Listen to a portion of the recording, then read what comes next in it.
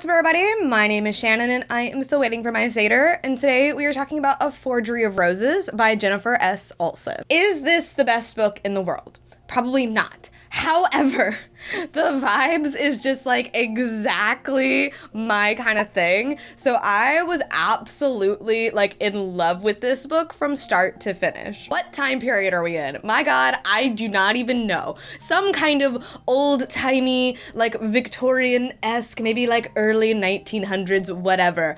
But we are in a time period where there is magic, and this magic manifests in like painting. So we have these artists who might be prodigies, which means that if they paint you or they paint something, they can inflict their will upon it and they can make things change based on how they painted it. So like if you had a broken leg, they could paint you healed and then you would become healed. So of course our main character is one of these prodigies, and she is picked immediately to try to bring the governor's wife's son back from the dead. And she's like, hold on, it doesn't work like that. And the wife is like, honey, you better figure it out, because otherwise I'm gonna bring the whole wrath of this entire country down upon you. And I was like, oh my God, okay, I'm into this. And of course her other son is like super anxious and super shy and is like, I'm gonna help you, and he's also a poet. And this mystery just had me going the entire time I was reading it. It was so much fun. Like honestly, the twists and turns I didn't predict. By the time I got to the end of it,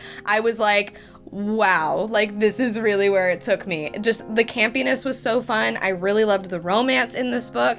It even leaves off with like, maybe there will be more to the story. However, if it is just a standalone, I think it works really, really well. I loved the relationships. I liked the way the magic was done. And I also liked at the heart of the story, like our main character's main drive was her sister, and it felt really genuine. Like her sister is dying and yet she still plays a really pivotal role in the story because she's really smart. So she's very helpful with trying to figure out ways to bring this person back to life.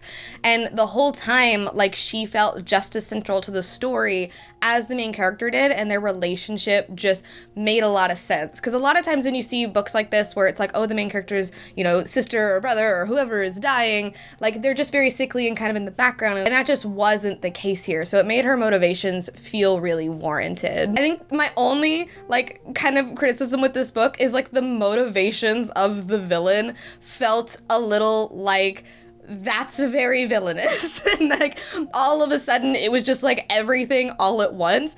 And don't get me wrong, I liked it because I felt like it kind of fit with the vibe of the story, but I do wish it had been like a little bit more of a build and had just been hinted at like a tiny bit more. With that being said, I am giving A Forgery of Roses an A+. I loved it. I realize that I'm not being objective here. However, this is my channel. These are the books that I choose to read. If I'm being subjective, that is entirely my prerogative. So I would recommend this book. I think it was really fun. I listened to the audiobook and the narrator did a really, really good job.